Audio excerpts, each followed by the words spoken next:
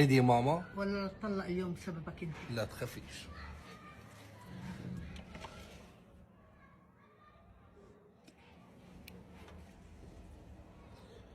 خلص الغاز عن جد؟ خلص الغاز، وانا بخفش خلص الغاز. طب شو بدنا نعمل يعني؟ شو خلص الغاز؟ شو اعمل يا مهند؟ خلص الغاز.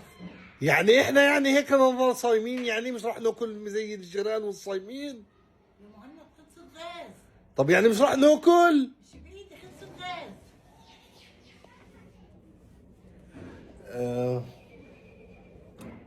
كنت نايم كنا. أنا سمعت صح ولا كنت أحلم ولا شو فيه؟ ايش؟ شو بدناش ناكل ومفيش أكل وخلص الغاز؟ امي بتقول انه خلص الغاز معها فجأة. كيف خلص معك الغاز فجأة؟ وانا اطبخ آه. حسيت انه طفى. هسه أنا من 5:30 من 5 الصبحيات صايم عشان يخلص الغاز قبل الفطور بدقيقتين. ليه يعني كيف هيك صار معك؟ قضاء وقدر. يعني إذا بصفر لسه كمان قضاء وقدر. قضاء وقدر.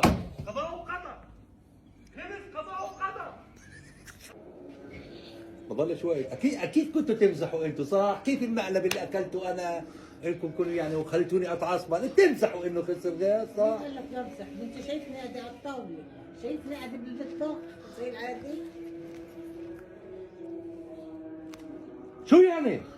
يعني هذا الموجود. طب ايش اسوي؟ بدنا نعمل مقلبك هذا وخراريفك هذا وغازك اللي خلص، هسه انا شو بدي اعمل؟ انا هسه شو بدي اعمل؟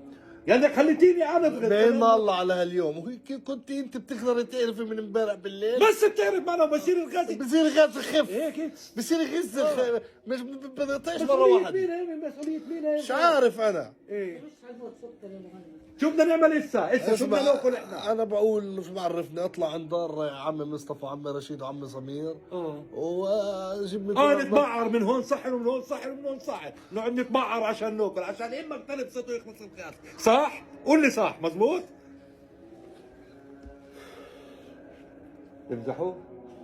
تمزحوا ولا بدكم تضغطيني؟ وين الاكل؟ بده اقدم.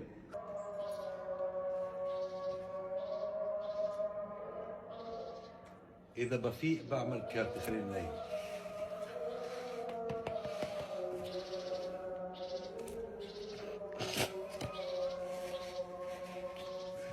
يا زلمة انت وانت ولد صغير كنت احس فيك استفزاز، يعني اذا بتجيبليش اصحابك وبتسم بدني كل يوم انت وملكة المقالب امك، يعني ما فيش غاز، يعني فوت على اعصابي يا نمر، يعني انضغط يعني عشان ما تاكلش اما انا اسا رايح اكل وين يابا؟ وين؟ عند امي، وهي تروح تكمل رمضان عند مين؟ مين؟ عند طلعت اخوها. امي هناك تعمل فيه مقالب.